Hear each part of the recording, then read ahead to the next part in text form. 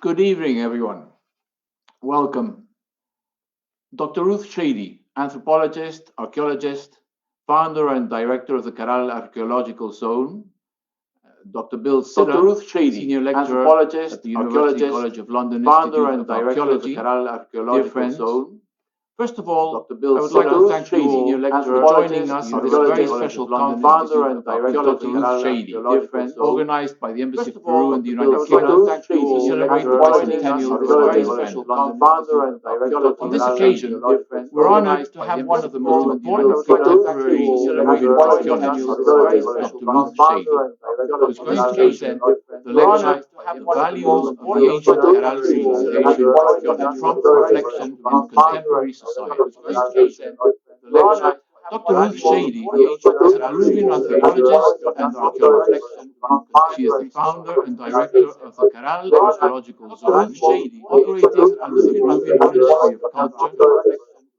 Since 1994, she has been working in the Supe Valley, located in the north of Lima, leading the archaeological excavations of Caral, Chupacigaro, Miraya, Urihuasi, Asking Aipacoto, Era de Pando, Pueblo Nuevo, and Urihuasi. Dr. Shady promoted the recognition of Caral as a National Heritage Site by the Peruvian government in 2001 and the inclusion of the sacred city of Caral Supe on the UNESCO World Heritage List, which was achieved in 2009. She also participated in research at the Smithsonian Institution and the Dumbarton Oaks Museum of Harvard University. Additionally, she developed programs for the operation and development of local museums in Washington, Philadelphia, New York, New Mexico, Los Angeles, and Berkeley in California. Dr. Shady is a senior lecturer at San Marcos University in Lima, Peru, and leads its archaeological school. She is a member of the National Academy of Sciences of Peru, and since 2015, she is a member of the Board of Directors of the National Academy of Sciences in Peru. In 2020, last year, Dr. Shady was included on the BBC's list of the 100 most inspiring and influential women of the world. I would also like to give special thanks to Dr. Bill Siller, who will be moderating today. Dr. Siller is a senior lecturer at the University College of London Institute of Archaeology. He first visited Peru in 1982, working on Anne Kendall's Chuquisaca project, excavating and restoring canals within the Machu Picchu National Park. During his PhD at Cambridge University, he worked with potters in Peru and Bolivia, learning about traditional pottery making techniques, comparing modern production, trade, and use to earlier periods. As a lecturer at UCL, he has conducted research at Raqui, where the Incas constructed their temple to Viracocha. Dr. Siller has recently been working with other colleagues to research stone quarries and changes in construction and the use of labor to identify the sequence and significance of building construction in Cusco before and during the Inca Empire. So now, it is with great pleasure that I give the floor to Dr. Ruth Shady to start her conference.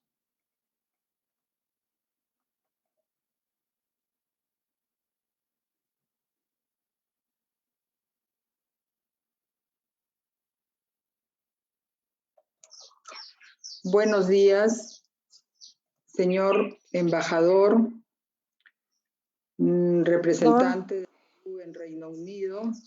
Our representative of Peru in the United Kingdom, Juan Carlos Gamarra, Dr. Bill Siller, who has known the Peru quite well, with my friend Anna Kendall, as the ambassador has said.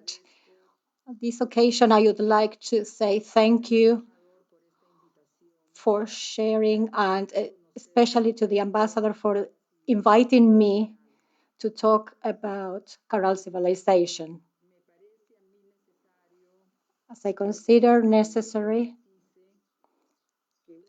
I consider important to emphasize that the society needs to understand the history and the past for the present, because that history helps us to understand what we did well, what we did wrong, and what we should improve so that our living conditions are appropriate in the present and in the future. Without a collective memory, we will be going through limitations as what we are going through nowadays with our pandemic.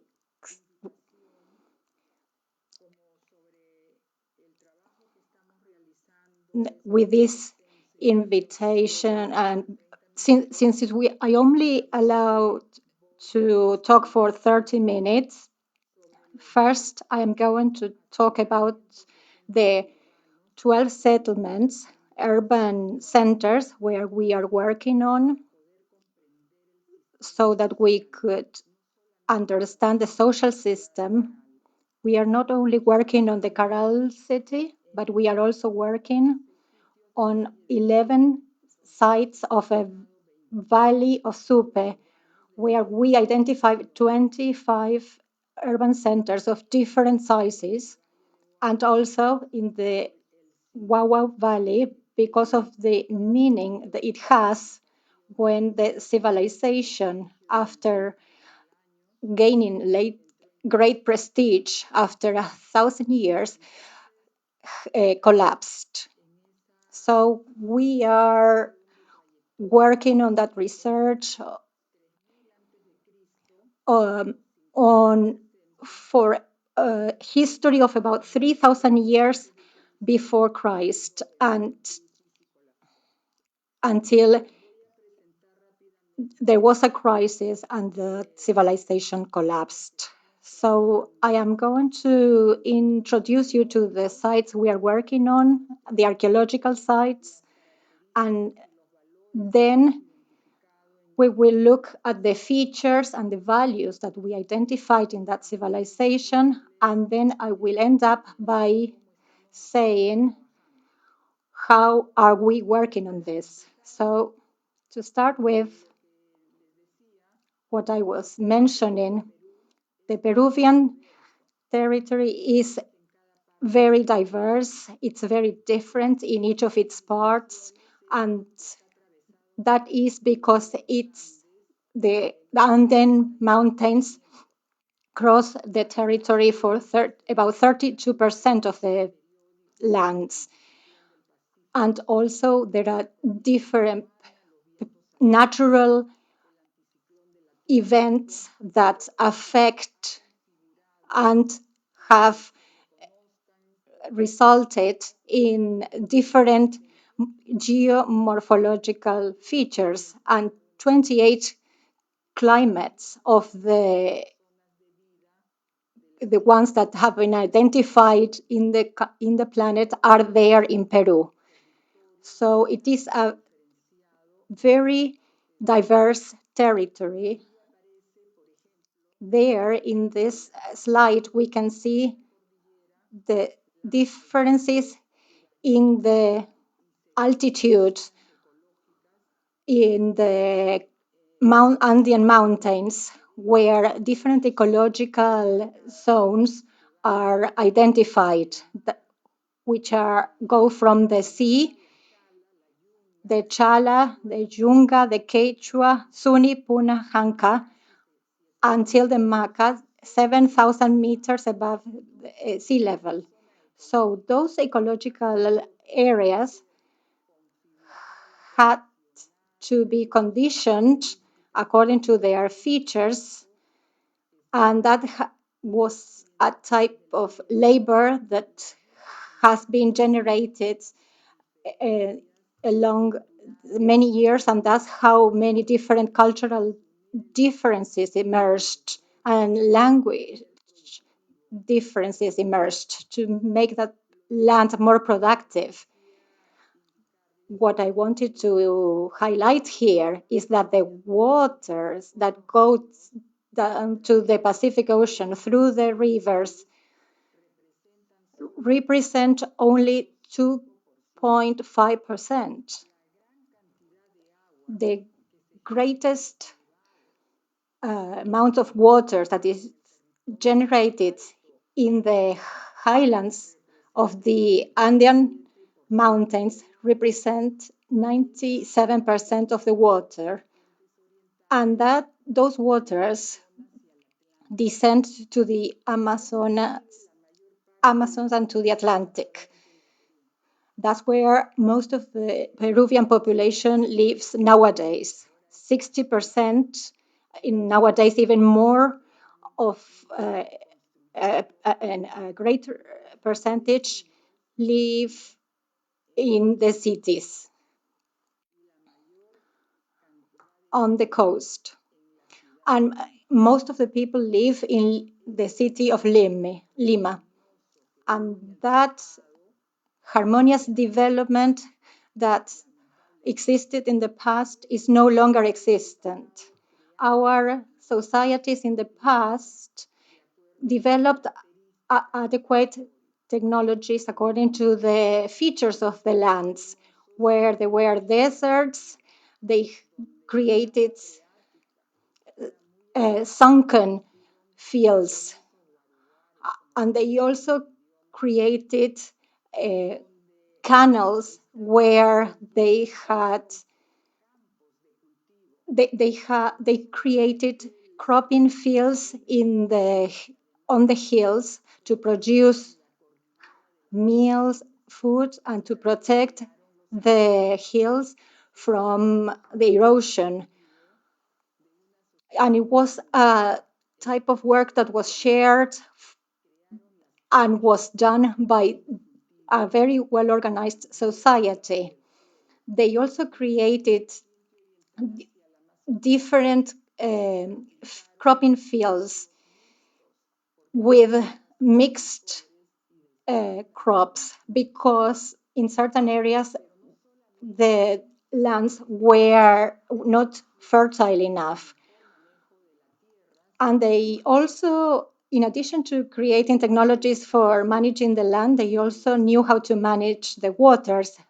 They managed to drive the waters from the highlands, and they applied technologies that are nowadays are impressive, and lots of hydraulic engineers are really surprised by these types of technologies. For example, with the amunas, with water harvesting systems that create or develop underwater rivers so that the waters do not get evaporated. And by using those rivers, they take the water from the basin by using springs.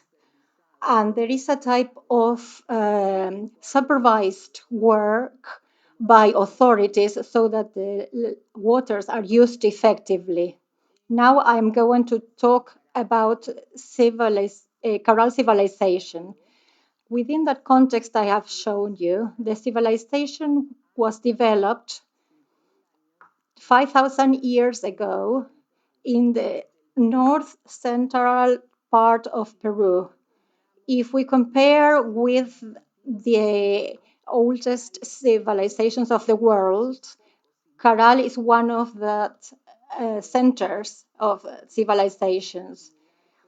It is as old as the Mesopotamia, about 5,000 years, and also like the Egyptian civilization and other civilizations that are a little bit younger, but are also very old, antique civilizations.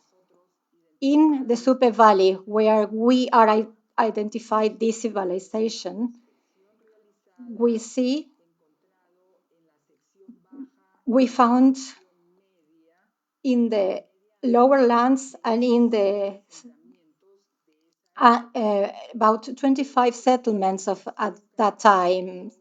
But the Caral civilization started 3,000 years before Christ until 1900 before Christ. For us to understand in a comprehensive manner how the social system was, we are working on 11 settlements on this valley, and on one that is called Vijama, which is a valley located in the Waura Basin. Now, in order to make this, to summarize, I will show you the type of work we are doing. This is Aspero, which is a fishing city of the Caral Civilization, and that's where you can look at the red arrow where it is located, and that's the place where, with buildings and dwellings, it's got about 19 hectares, and from there you can access to marine resources. But they were always located over on terraces. They were not settled on cropping lands. This is one of the sites of that we've been working on. Then we also have another urban center, the Molino. This is a 3D image that we have recovered. And we realized that there was later on an urban center developed in the same place. We also have another center called Era de Pando, where we are working on, and it's about 63 hectares. And the buildings in 3D we have identified and we are excavating at the moment. As you can see in that image, is also based on a terrace. They didn't occupy the valley. This is Pueblo Nuevo, and it's this is like talking about big cities and small villages and also towns. So they had villages, even very small settlements, and even in the small settlements, they always have buildings with a circular plaza. This is the type of work we are doing in the circular plaza. And this is another center called Alpacoto. And also, and this is the 3D of the buildings we are working on. That's the pyramidal building of this settlement. And the other urban center is Piedra Parada. And this developed a little bit later, and also has some features that were applied in the other settlements. They are not the buildings that are very typical of this civilization. And this is the sacred city of Caral because of the number of public spaces that it has. I had two circular plazas and different dwellings. This shows that they respected the waters and the soil as resources, and this is something that is not done at the moment. People now live on the valley, and when the river overflows, it affects the dwellings, and that's something that it didn't happen in the past. And this is one of the major buildings of Caral city, and it has been changing along as time went by. There were a number of changes depending, and it didn't belong to just a unique ethnic group, and it is in the Caral site we find these other site with a different, a building with different characteristics.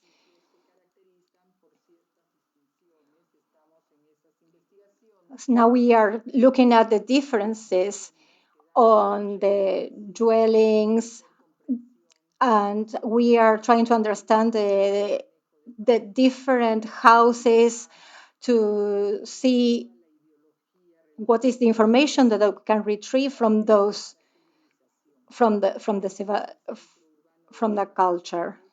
This is Chupacigaro, another important urban center with a number of buildings that share the same type of design in comparison with the others and in the spaces where they were built. This is Chupacigaro, yeah, and it also has a circular plaza, and this is Miraya, another, and also has pyramids and circular plazas, and there you can see the plaza in front of the main building, always settled on top of the terraces that would not affect the most fertile lands on the valley.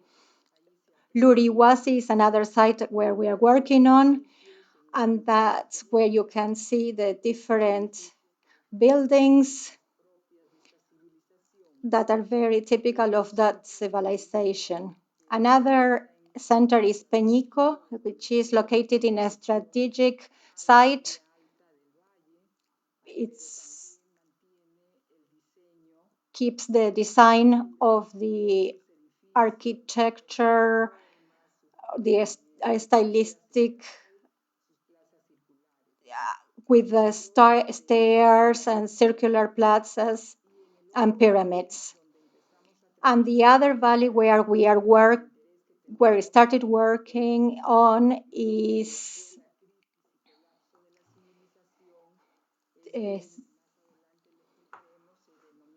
Vichama, to understand the characteristics and the reasons for the collapse of the civilization.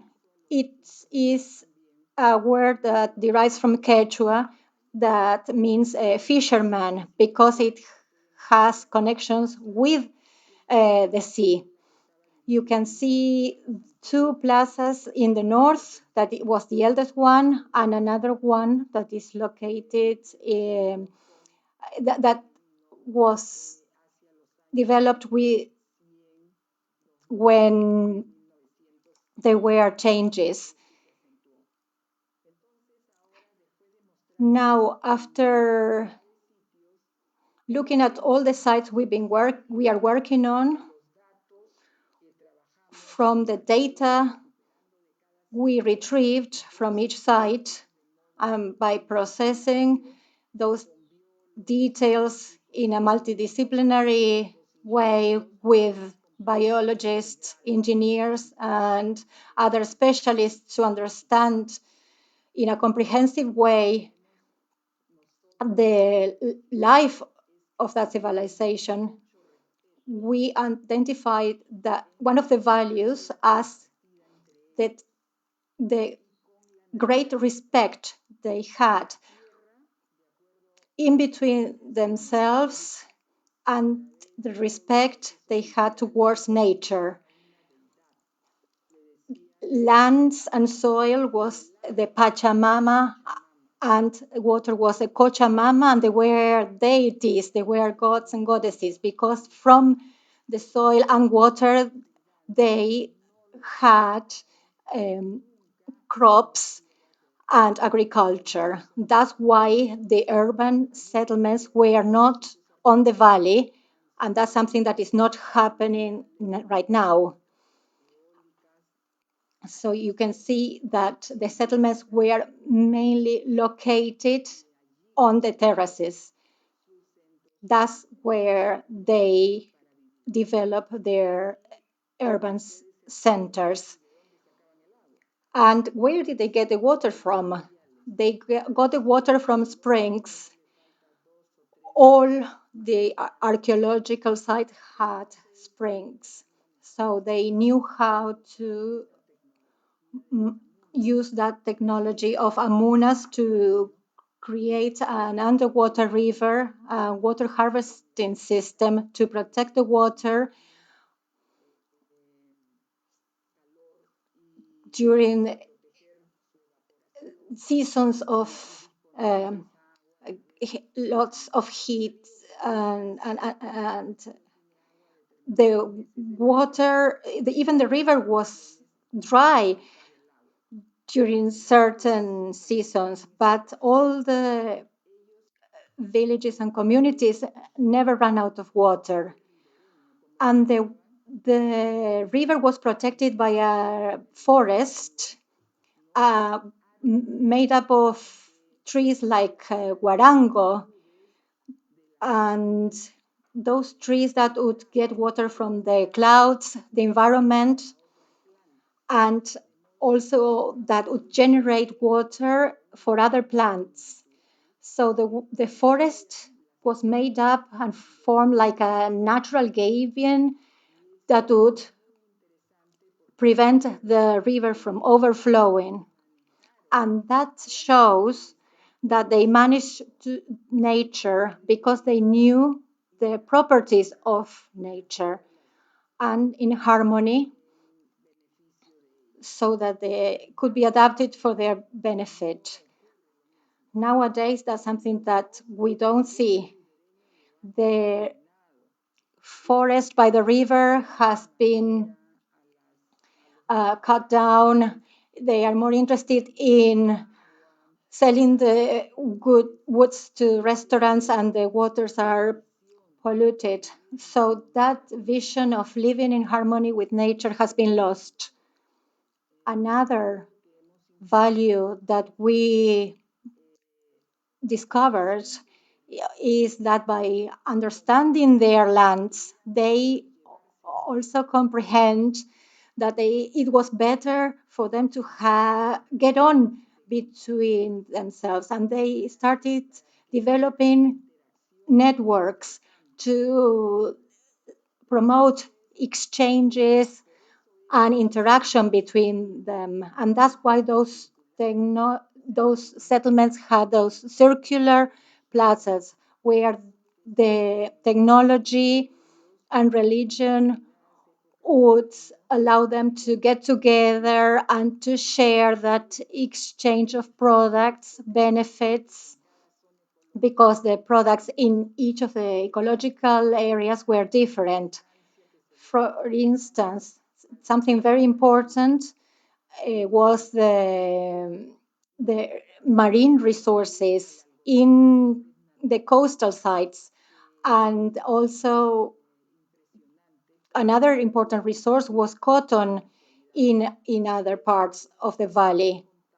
And they were always in contact with communities from other ethnic groups, and they were inviting them to share fairs and festivals with different rituals and meals. And by establishing that relationship, they progressed, and they made uh, progress because they not only did they share products, but they share experiences that they um, made broaden their vision or their view on life.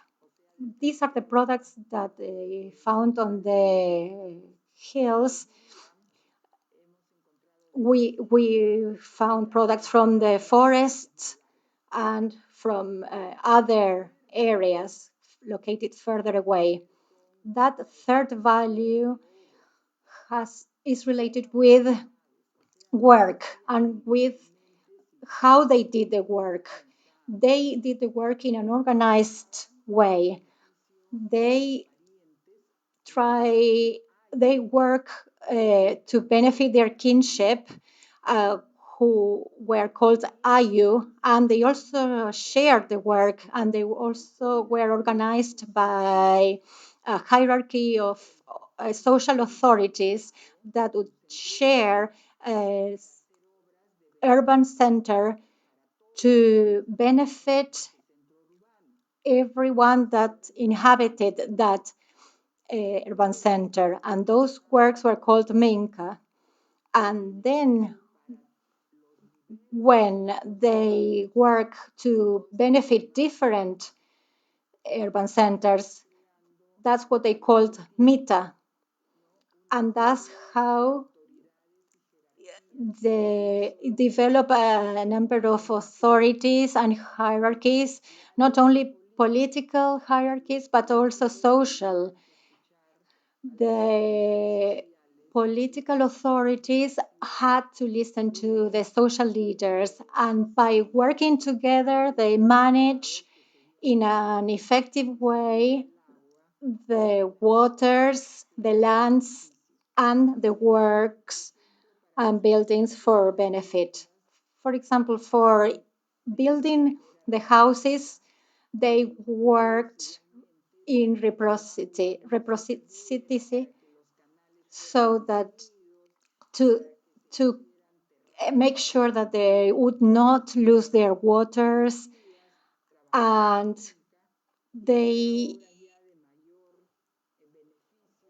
also to benefit different urban centers. They worked collectively in an organized way through the MITA. That's why each of the urban center is easy to understand, that they had this one design in that space with monumental buildings that they would not have been able to do that just by working in a family, but mainly together as a community.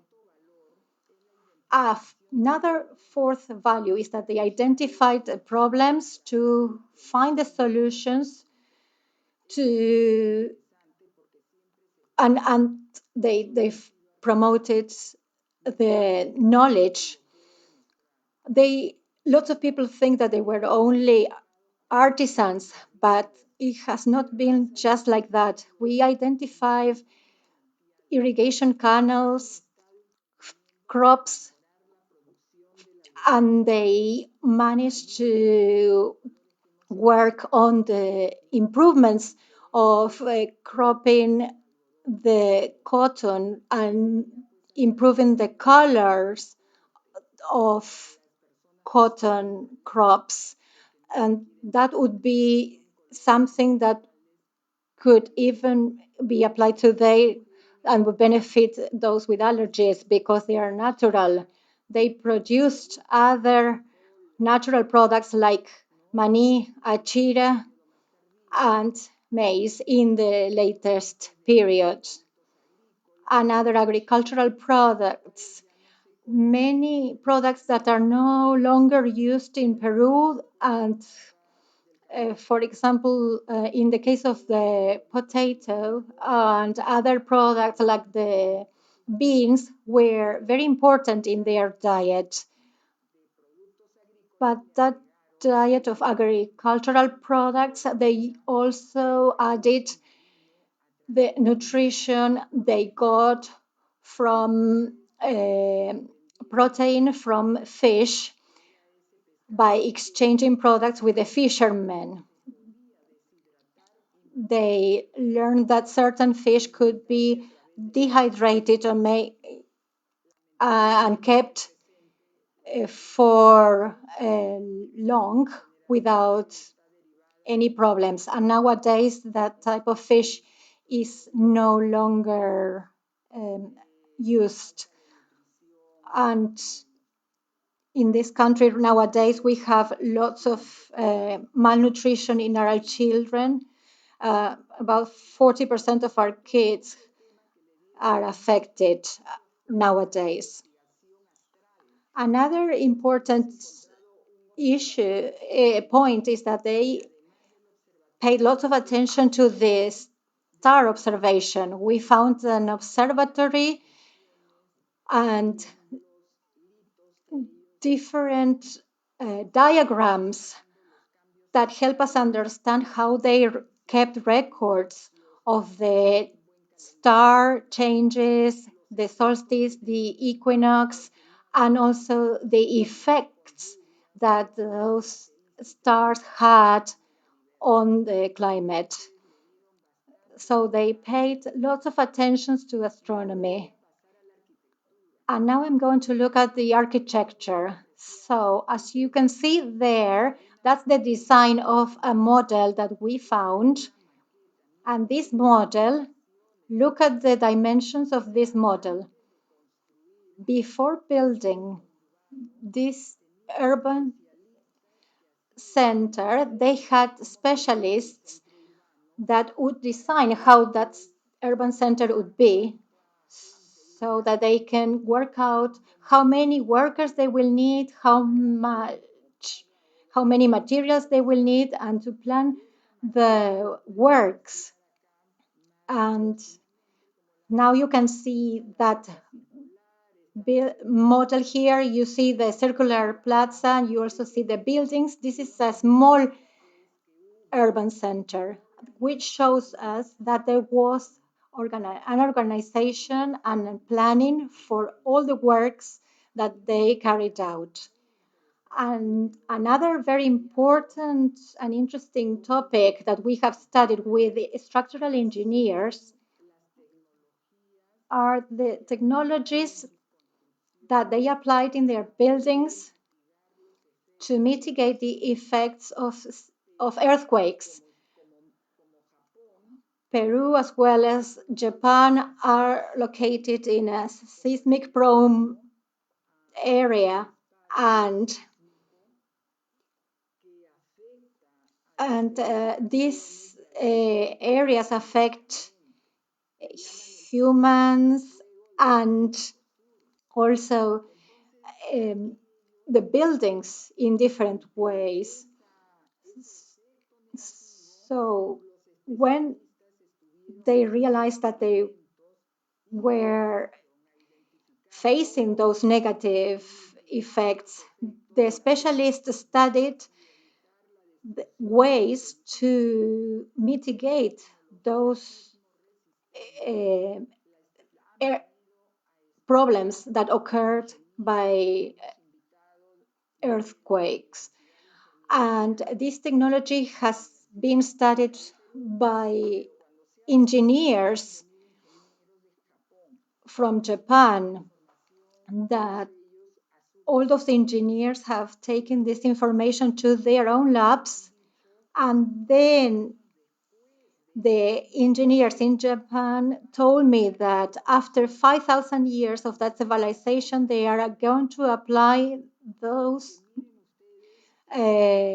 technologies to the new buildings of Japan, because you can see the stability of those buildings.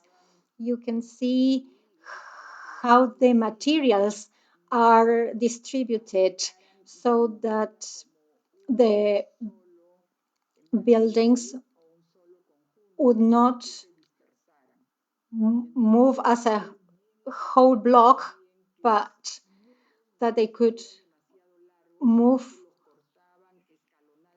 The walls were cut in stairs, and in the houses they had the quincha or pagarete and seismic technologies that were resistant to earthquakes. Another important finding is that we found different altars with to conduct the flow of ventilation. They tried to drive the force of the wings to keep the fire lit. According to the physicians, this type of knowledge was only found in other parts of the world in 1977. and they asked me if I publish this in a special journal, and they told me that this is very important to highlight how these people were offering solutions to problems. We also found equipment, as you can see in this drawing. It was a coding system used to keep records of information. So this was a society that was well organized. Another value was a gender equality. Females were considered to have different characteristics, but they had to be respected because they complemented and they made possible for society to be living in the right conditions. These are some statues that you can see. The male representative had a necklace and earrings, like it represents a political authority, and the women wears a shawl, as in the Inca times, and you can see how the man looks at the woman with certain type of respect. In another settlement, we also found the lady with the necklaces and the man with two necklaces, and the center image is also represents a sacred figure. We also see that women have had a special type of treatment in the burials. Spanish people, when they arrived here, they said that men were weak because they allowed women to manage situations, and if women had to be leaders, they would do that without any limitations. The women were called ayaponas or capullanas, and were well respected. Another important topic is that they try to develop the comprehensive view of human beings. They were organized, for example, to produce sounds in teams. These are 32 flutes that we found in the circular plaza of Caral, and they are representing monkeys of and pelicans from the sea and condors from the hills. There is a symbolic meaning in this group or musical group that was made up by different ethnical groups in different ceremonies and ritual ceremonies where they were trying to strengthen their relationships in peace conditions. We haven't found any weapons in any of the sites, and we haven't found cities built behind walls. What we have found were indications of sharing, ceremonies, rituals, and ideology of sharing. That was very important. Here we see some other instruments, other musical instruments, like those cornets made of bones, and another flute made of pelican bones, and antaras made of bamboo, which are still used in the highlands in Bolivia and in other parts of the country. And that's some you can see the arts and the human formation, woman breastfeeding, and they represented that using clay. Another important topic is interaction based on social, cultural, and ideological diversity. That's something very important. uh, Respect towards the others beyond differences. Ideologies could be different, religions could be different, but we need to respect each other as this society used to do. So we found products of all the areas where there were different cultures, and Peru was multilingual and multicultural, and they have been in contact and they promoted intercultural relationships in peace and harmony to benefit everyone. So, for example, in Caral, we have found places where they worked on the spondylus, which is not found in Peru, only in the tropical waters of the north and Ecuador. We found minerals like sodalite, that mineral that is blue. We cannot find it in Peruvian territories, as specialists mention, but we noticed that they used to bring that to Caral. So there was a connection, a long distance connection with societies, with differences in culture, ethnicities, and languages.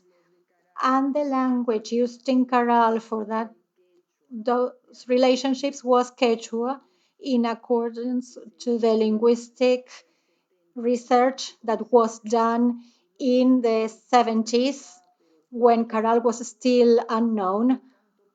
But linguists were trying to find out what culture was so important that made Quechua such had such a big influence and spread until the Inca culture. So this aspect that I already mentioned is the ideology and religion in social connections. That's why they had these circular plazas that are present in all the settlements. They have a holistic view of life and of the world. They called it Hanan Pacha, which was the world of the gods of deity, where they looked at the stars, the sun, and the moon, because they understood that the changes that took place in the stars also resulted in changes on the earth and changes in human beings. Kai Pacha was the world of human beings, the ones where we live, and the underworld was Ukupacha, which was the world of the deceased relatives and other human beings that were still present and that had to be respected as a meaningful symbol so that the organizations could be respected in each site. Religion was very important in Caral society, astronomy as well, and the observation of the changes in the stars was needed so that they could develop a calendar and identify the climate changes. Because, as I said, not 2 years are the same. And this is made possible that As a result of this, there was a circular plaza in every settlement. And in order to conclude, I will talk about what was the meaning of climate change. Although they were observant of those changes, they couldn't control or prevent that climate change. And the explanations we have heard from experts that did research on the outskirts of the cities so that we could compare what happened, what we found was that in about 2200, there were a number of problems that became more serious with droughts, very serious droughts. Rivers were running out of waters and valleys became filled with sands. The winds brought sands and people had to migrate or they started dying because of famine. And in one of the settlements, they left a record of what they have gone through. In this, at the bottom of this image, you see the human beings with their eyes closed, and you see the bones, the skeleton bodies, as if they were dead. On the top, you see the younger ones with empty stomachs, and they are doing a ritual dance in between fish, and it seemed that the fish in one way or another helped them overcome that crisis. And in these phrases you can also see for people not to forget, and they should remember that these causes could be seen. The skeletons here show that they have already died. And also we have found in the bibliography that at the time when Caral settlements were abandoned, at the same time, the same crisis took place in Mesopotamia. So that's a global problem. This climate change that is beginning at the moment and is getting more serious will have great consequences and negative effects that can cause famines and lack of water and droughts. Droughts may last from 60 to 130 years and affect many generations. At the bottom of this picture, you see a representation of a Moche culture that developed many years after Caral. So about 600 years, there was a big climate change. So we are aware of what that meant for their society. They built new buildings when they overcame the crisis, and you can see that in this hall they did a frog. The frog in Andean tradition means an animal that communicates that the water is going to come.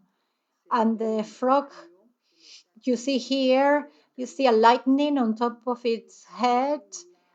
So the Andean tradition, the frog and the lightning represent water. Here they also represented the the frog on top of the deceased on the right, and on the left you also see on the top snakes that also represent the rivers, as if they are going through heads of deceased people, but are trying to go down to a head with an open mouth that could be a seed that is waiting for the river and the water to arrive. And they represented in one way how climate change, what climate change meant, and the crisis that it generated, and the collapse that resulted from that crisis in Peru.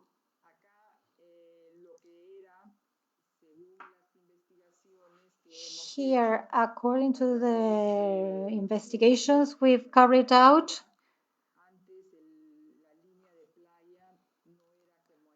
the beach line didn't look as it looks nowadays, and now it looks more like it looked morphologically different. And now I would like to conclude this presentation and tell you that the vision that we are taking on at the moment is that rural communities could understand the history of this civilization, and by understanding the civilization, they could improve their own living conditions. Our mission is not only to do research and to promote the history and to keep the conservation of the buildings, but also to help the communities nowadays so that they could develop financially and could be prepared to improve their living conditions. We work with different communities, even with children at school, so that children could learn at school about Caral, and they could identify with the civilization and work in a collective and social coordination and organization. We've done different fairs in Cusco, Chincayo, Arequipa, different exhibitions in the National Library and centers of migration that are in Lima. And we want that story to spread beyond the academic world and to reach society so that everyone could understand what we have achieved and how's life nowadays, what we should improve, what we should retrieve, and to put reflections in the communities. And that's something that we do with the help of universities and cultural centers or different conferences in Peru. And we also appeal to private businesses so that we could generate interest from communities to understand the story of our civilization. We also develop an exhibition in Lima to explain climate change. And in the Andean community, we have worked closely because other countries are very interested in this civilization because we have found links with Ecuador, Bolivia, and Chile, especially in peaceful conditions. We've had meetings with Marco from Ecuador And we compared Caral and Valdivia, which were both from the same times, and they were exchanging and trading products. We also had an exhibition in United States invited by the Embassy of Peru in that and a photographic exhibition. And now I would like to say Nairan Kunan Pacha, which means in Quechua, the society nowadays should understand the past to comprehend the reality in which they are nowadays and always for the benefit of society as a whole. And that's what I could say in those terms, and I am happy to listen to you right now.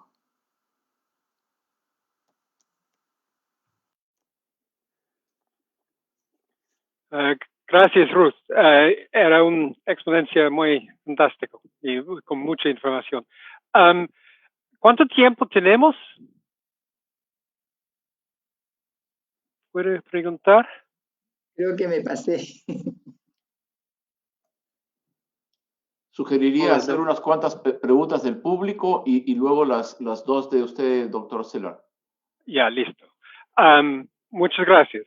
Bueno, I would like to first thank Dr. Shady and her team for their exceedingly valuable work, for the scale of the research and the detailed recording that they've been undertaking, and the preservation of this site and area for the future. As the BBC list recognizes, only an inspiring and influential woman could have achieved this. Supe and Caral are truly deserving of the UNESCO World Heritage status as one of the earliest centers of civilization in the world. And this adds even greater depth to Julio Delio's original assertion that Peru was the center of its own autochthonous civilization. In this case, one based on fish, cotton, but primarily perhaps cooperation, which is what Ruth Shady is highlighting, and managed to construct a complex world of monumental architecture, rituals, but also perhaps social organization, all of it without any ceramics, which is my particular interest. So it's interesting to see such a complex world created in this way. Ruth has highlighted issues such as the living in harmony and working with nature in the area, the managing of resources, and the social organization and sharing that was at the heart of this, her reference to Quechua words of Aini, Minka, and Mita.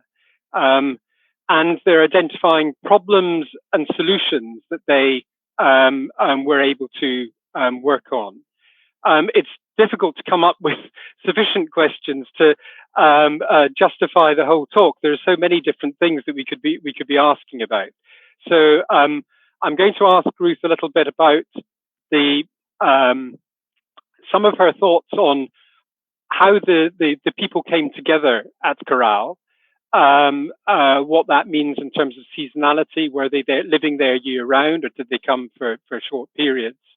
Perhaps about the scale of social organization. What does it mean to have these sites so close to each other? And what that might mean in terms of social hierarchy. Are there lords or anything involved in this? And perhaps ask her again to reflect on the end of Caral, when she identifies so many aspects that continue into later Andean culture. So I'll try and translate those. Ruth, quiero agradecer, darnos gracias para una ponencia tan importante y tanta información, pero más que todo por todos sus trabajos en Caral y Supe. Es fantástico y es un trabajo a nivel mundial de la importancia realmente. Quiero preguntarte algunas cositas. De repente, el primero es el nivel de construcción en Caral. ¿Estás pensando que la gente está viviendo allá todo el año o está viniendo allá por épocas para hacer estas construcciones? De repente viniendo de otras comunidades. Y dentro de esto, ¿cuál es su pensamiento de la relación dentro de las comunidades? Estás hablando de la importancia de traer pescados de la costa y un intercambio con otros materiales, pero estás pensando en una jerarquía, ¿estás pensando en algo como señoreos? ¿Están pensando de una jerarquía dentro de esas comunidades? ¿Cómo están relacionados? ¿Estás hablando de una época de paz, de cooperación? Pero al mismo tiempo, ¿cómo es la relación dentro de las comunidades para ayudar en trabajos o para contestar de recursos? Y también quiero preguntar sobre el final, el crisis que estás hablando, pero al mismo tiempo estás diciendo que hay mucho de la carácter del mundo de Caral que continuar después. Estás hablando de Aini, de Minca, estás hablando de Hanan Hurin o también bueno, del plazas circulares hundidos, de formas de vivir que han tenido una fuerza dentro de la cultura andina después. Entonces, ¿cuál es la relación del Caral de Supe a el desarrollo después por la civilización en Cusco, disculpe, en Perú? Ya, bueno, Okay, well,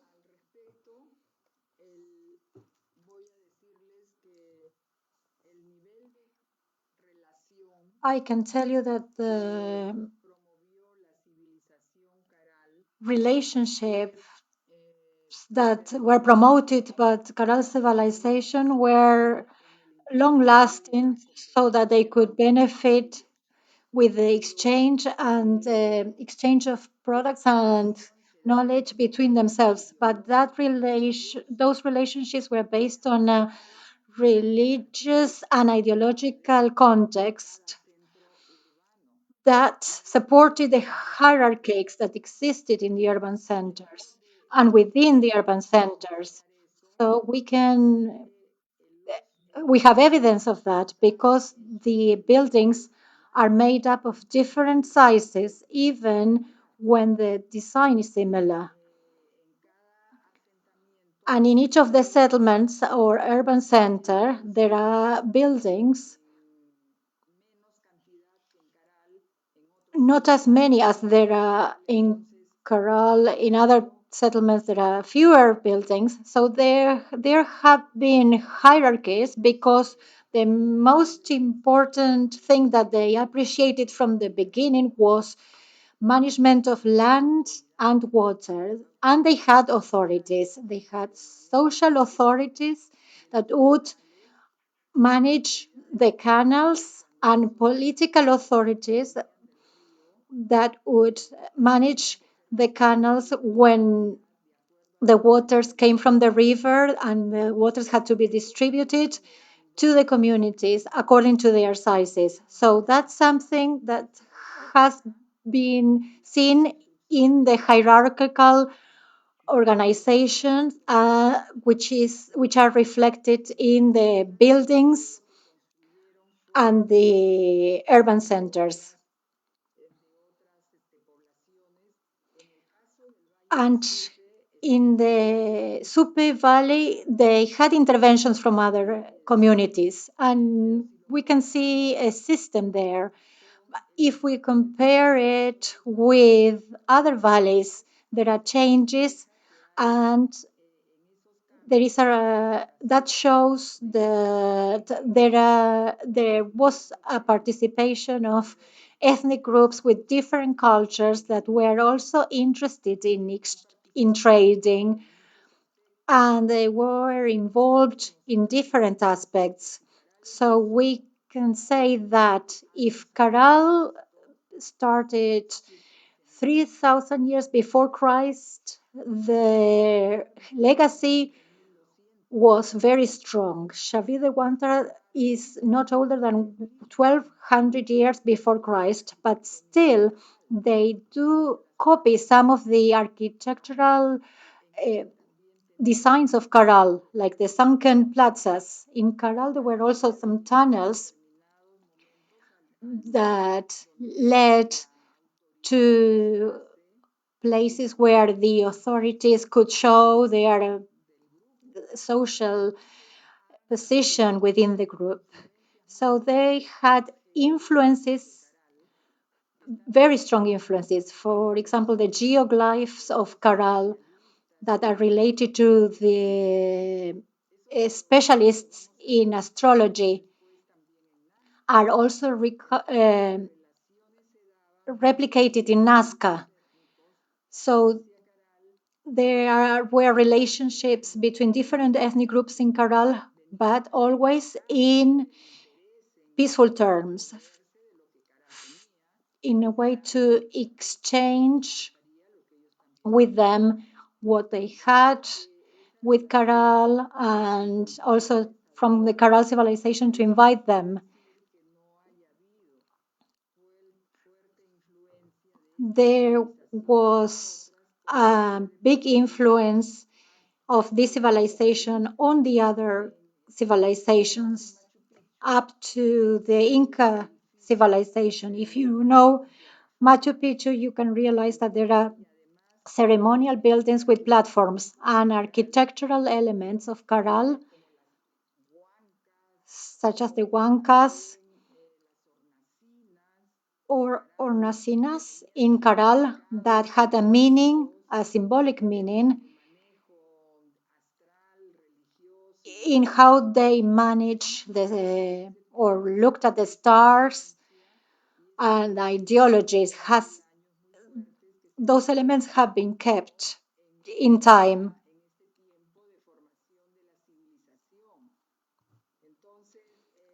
So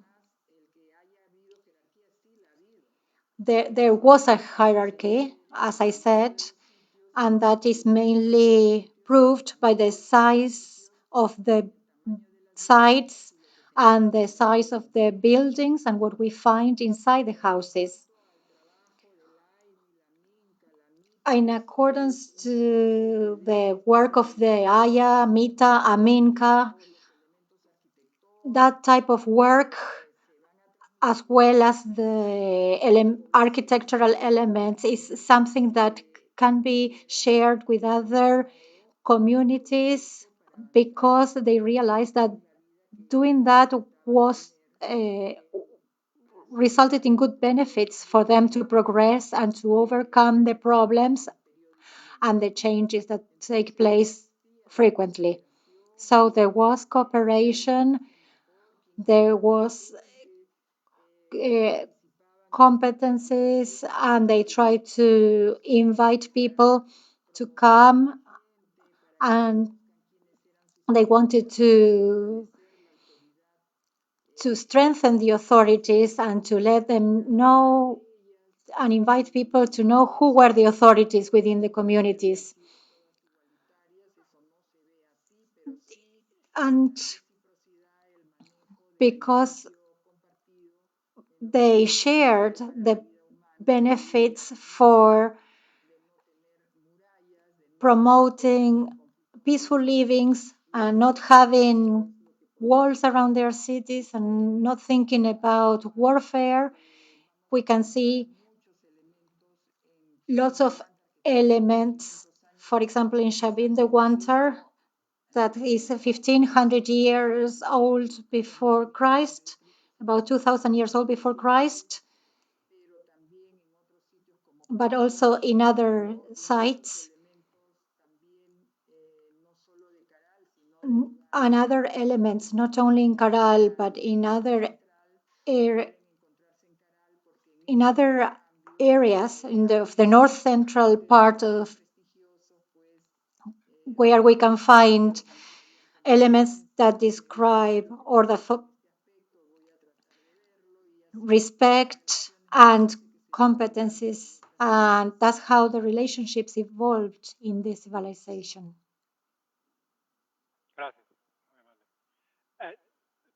si hay una oportunidad por una más pregunta, de repente sobre en relación al Valdivia y otros lugares donde también hay un interesante periodo de trabajo en la costa, en varios sitios donde está desarrollado, pero nunca hay una otra civilización, otro lugar como Supe. ¿Por qué Supe han tenido una historia diferente de los demás? ¿Cuál es el distinto aspecto del desarrollo de Supe aparte del Valdivia y otros sitios? Bueno, el ser humano se ha ido Human beings have been developing according to the ways in which they were using their territories and their lands and their resources. And the way the Caral civilization lived was a little bit different from Valdivia. In Valdivia, there were some villages. They produced clay work. In Caral, they were not interested in ceramics because their way of living was different. Everything they did was with pachamancas. They were not interested in ceramics or cooked ceramics because everything they cooked with stones in Pachamanca. So nowadays, if you visit a special town in Peru, you can even ask for a soup that is cooked with heated stones. Even nowadays, the Pachamanca tradition is still kept, where they heat all the stones, and that works as an oven, and that's where they cook everything, and then they put everything that they prepare there in vessels that are in special vessels. And so even if they were in contact with Valdivia,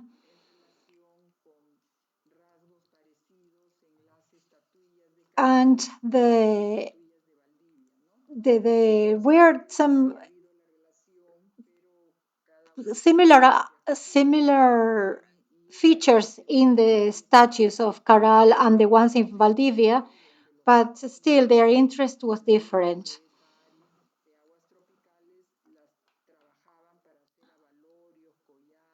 We also noticed in Caral that they worked on the spondylus, and they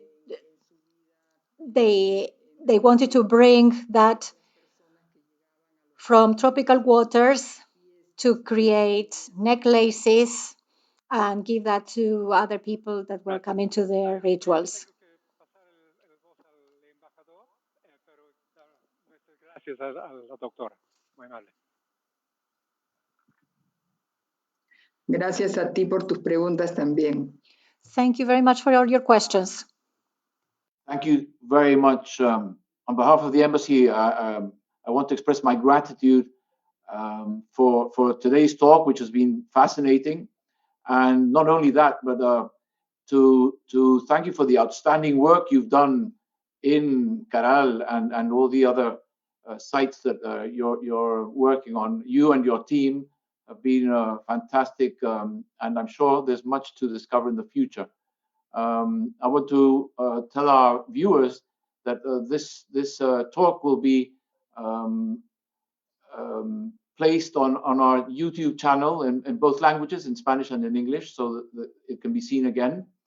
And normally, in normal times, I would take this opportunity to invite everybody to have a pisco sour and get the opportunity to talk to you informally. But unfortunately, these are different times, and that's impossible. So I recommend everybody at home to, if they have a bottle of pisco available, to have a short drink or a chilcano. But I just want to also advise everybody that's viewing us that we have many conferences, many talks, many events planned in the coming year that celebrates the bicentennial. So please be aware that we will be posting those events on our social networks. So once again, Dr. Shady, thank you very, very much. It was a brilliant beginning to the first live streaming talk that the Embassy of Peru has presented in this bicentennial year. So we appreciate it very, very much. And to you, Dr. Silla, for helping us and for your questions and your help. Thank you very much as well. Gracias por sus palabras también. Thank you very much for all your words. I do have, delighted to enjoy the pisco sour, well, but next time. Bye-bye, and thank you very much. Los invito a conocer Caral. Eso. Yes. You're welcome to come to Caral when the pandemic is over.